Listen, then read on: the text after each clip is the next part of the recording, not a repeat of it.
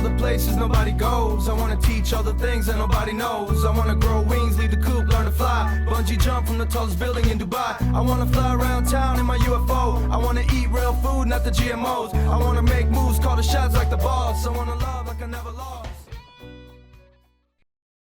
Welcome back to Desertwood Days. I'm your host, Kathy Blaze, and today I am here with the lovely LeeAnn Cone. Welcome. Thank you. I appreciate you inviting me. Such a pleasure to have you here. It's been such a while since I've seen you. Right. We haven't worked together in quite a while. Yes, it has been. So, LeeAnn, you're a filmmaker. I am. So, I've known you in the film industry for quite a while. Mm-hmm. When did you decide that, I want to be a filmmaker? I want to get into the movies. Well, honestly, it was probably when I was 4 or 5 years old. I watched a film on TV, Lawrence of Arabia. And I was sitting very close to the TV, and the opening scene has the guy on a motorcycle just down this tiny little road. We're not going to talk about motorcycles now. Oh, right. That's right. There were shadows hitting him. And I turned to my parents. I said, he's going to die. Huh? And they're like, what? And sure enough, he gets in a motorcycle accident. And so they explained to me that that's called foreshadowing, that the cinematographer had decided to do it in that way to kind of foreshadow. And so that sparked my interest. This was your parents that explained that to you? Yeah. And later on, like in 8th grade, we had one of those occupational tests where, what are your interests? What do you think you'll be? And I wanted to be either a cinematographer or an architect. And so because my parents were like, well, filmmaking isn't really a job, we should try to be an architect. So I went that route and really did not want to do that. I wanted to be a filmmaker. So then I pursued filmmaking as my career. So had your parents been interested in filmmaking? Not at all. No. Neither one of my parents were avid movie buffs, but for some reason my sister was a writer. So perhaps I learned a lot of that from her storytelling or something. So was she in filmmaking, your sister? She was a reporter for the paper for many years. And so I think my love of editing was fueled by the way she crafted a story. I'm able to kind of help craft through the edit. If you think back, who was one of the filmmakers that really inspired you back when you were growing up? I loved, besides David Lean and the Lawrence of Arabia, I liked Mike Nichols with the Graduate, and loved Martin Scorsese. Yes. So those were my influences. Okay. Tell me about one of your most memorable moments in filmmaking. Oh, goodness. Well, one of my most memorable things in the industry itself, I worked for the DGA for probably about a year. I got to intern while I was at Loyola Marymount, and we had a retrospective weekend for Billy Wilder. And I got to invite Tony Curtis. I got to invite Walter Matthau. Wow. And so that was probably my most memorable I'm sure it was. event. For those of us that don't know what the DGA is. Directors Guild of America. Yeah. There we go. Sorry. That's okay. We use a lot of terminologies on this show, so I just like to make sure. And I don't like to say we're like a training show too, Right? Because we're teaching other aspiring actors and filmmakers about what your experienced people like yourself has done and what you know. So I like to ask those questions for those that's watching. Why did you decide to create your own production company? Well, I've been working in the industry for about 35 years, and all throughout my career, I tried to get into directing. So I'd be on commercial sets, and I'd ask the agencies who hire the production companies, how do I get to direct? And they're like, oh, well, we only hire men from New York or LA. And this went on for years throughout my career. And so finally, about 5-6 years ago, I was working with a CEO of a production company, and she's a female. I said, okay, what do I do? And she's like, well, you need to get a man to let you co-direct. Mm-hmm. So it was at that time I realized, nope, this isn't going to work. Right after that, I had a commercial, and there was a female director, and said, "How did you get this to happen?" And she's like, "Well, I had to create my own She had company." to create So her own company. That's why I'm doing that, so I can actually get to direct some stuff. And you know what? That's pretty much a standard answer Yeah. because most females in all industries have to create their own business. Right. I mean, because if you look at especially filmmaking is male dominated Right. and directing and Mhm. producing, unless the female has started her own production company. Right. I mean, even in fashion is male dominated, Really? which you wouldn't Yeah. think so. Right.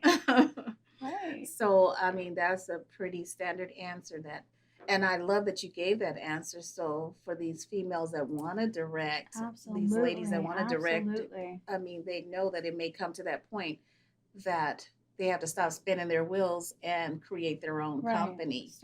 Stop doing all your efforts towards somebody else's dream, Right. and really try to fulfill your own. Right. So, when you decided to create your own production company, how did you know where to start? Well, I'm still kind of feeling out the waters on it. I have several friends that need videos, and so I just started doing it. I just started producing it, writing it, and then Okay. directing it, and then I also shoot and edit. So I'm kind of a one woman. Yes, you band. are. But I have a partner, Shelley Boucher. She and I are going to collaborate. We want to work on films that are inspiring Yes. and help nonprofits out, Mm-hmm. those sorts of things. So Oh, I Yeah. love that. Thank You know what? And I love that you're able to create the content that you are passionate about. Right. I mean, content that's I'm gonna say gonna help other females, but you know it helps males too. Right. Not right. just for females, but I love that you're able to create what you're passionate about, not what someone else is passionate about. right. So you had mentioned that you were starting to create with your friend Shelley Boucher. Uh-huh. I haven't seen her forever. I know. She's. I haven't seen her forever either with the pandemic and all. Yeah. But she's been doing a lot of different projects, and she not only is behind the camera, but she does quite a bit of acting. And I plays knew and about stuff. the acting, Yeah. but I didn't know that she was behind the camera also. Yeah, That's- absolutely. That's amazing. So that you said that you guys are going to start creating content that you want to create. Mhm. Tell me about your last project. The two of us did together. Yes. Well, we worked on a short film that we have yet to finish, and another one was she had, I don't know, Project Hope was an organization with her church where she hired a camera operator to go overseas and film basically all the efforts that the fundraising is helping children overseas. And Okay. I'm not sure which country it was, but somewhere in Africa. And so we had obviously lots of footage, and we put that together. I helped her with that, but she also had another editor finish it for her. But, Okay. yeah, So you guys created a short from that footage. right. Oh. And okay. then one thing I did on my own was for an organization called Restore Dignity. Mm. They help people that have experienced trauma. Mostly sexual abuse is kind of where they lean, and they needed a fundraising video. So I worked with a participant who shared her experience and their Grief to Grace program that showed the steps to help you get through the trauma. Oh my So, yeah. goodness. But I won a Telly Award for that last Well, year. So I was like, yeah. Or this year, actually. Yeah. Congratulations. Thank you. So you brought some media. Could you tell us a little bit about that before we watch it? Yeah, I primarily work in the industry as a script supervisor and an editor. And on this last film that I edited, I was also a script supervisor. So I brought a trailer for people to check out. Okay, well, let's take a look at it. To failed dreams. It's time to be a man of action. Some punk thinks he's just gonna break in here, take our stuff. No, I found something. That's my apartment. What could they be looking for? I'm not just gonna stand by and let the people of Planet George be victimized. But you can't just stand up to the bad guys unless you keep your true identity a secret. I'd make the perfect sidekick! Mother of God, what is that? Wanted to stick with the horse theme. So this was for what project? It's called Planet George, Uh-huh. and a producer by the name of Rick Troxel. We shot that at the Orpheum Lofts one summer, which was really a difficult task when we can't have air conditioning running when you're Right. and the entire crew was Well, in that's this one little that's apartment. Arizona filming. That's true. That's true. I always said I'm going to do a film where the air conditioning just runs constantly, and we just have a filter to help Oh, reduce it. But, yeah. I tell you, the worst time on a film Experience, yeah. set was during the mid heat, probably in July or August. I don't know why and we were playing ninjas. Oh, we were, so you had all that. we were out in the heat, Oh. yes, and like blood and all that stuff. And like that was the worst experience, but it taught me a lot. That was during my beginning days, so it Yeah. taught me a lot. Then it's like, I mean, if you can't handle this, you need to get out the kitchen. Right.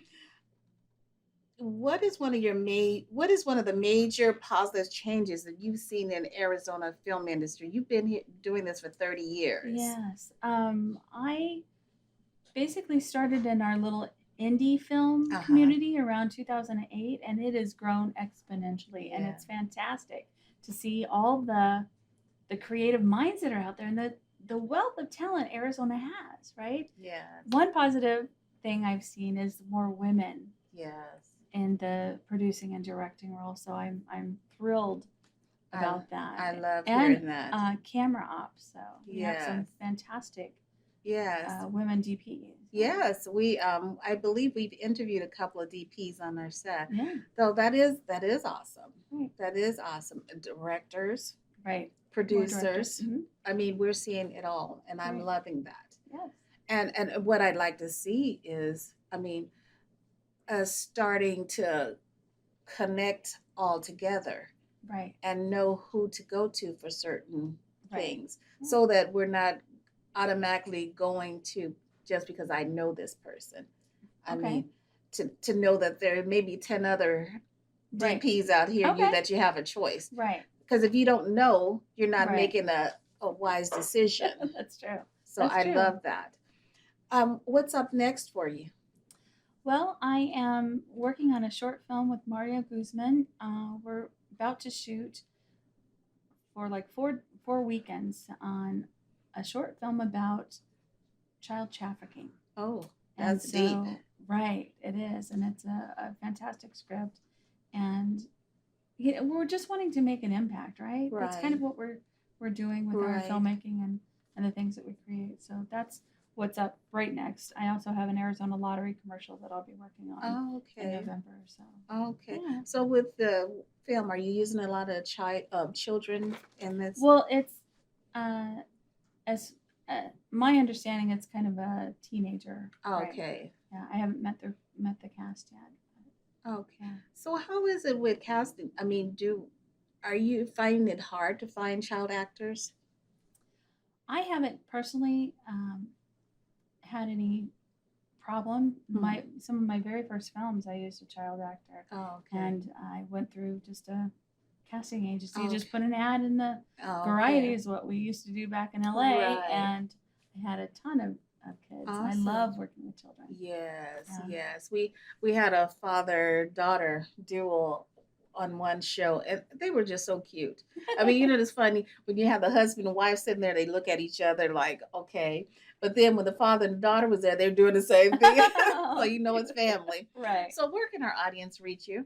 Mostly on Facebook. I have a website, but I'm still kind of working on it. But yeah, you can reach me at LeeAnn Cone on Facebook, and I also have a LinkedIn. Okay, well, it was a pleasure having you Thank here you today. so much. Congratulations on all Thank your you. success. You're Thank very you, and I inspiring. look forward to what you have coming Oh, next. thank you. And thank you for joining us here today on Desertwood Days, and we will catch you next time.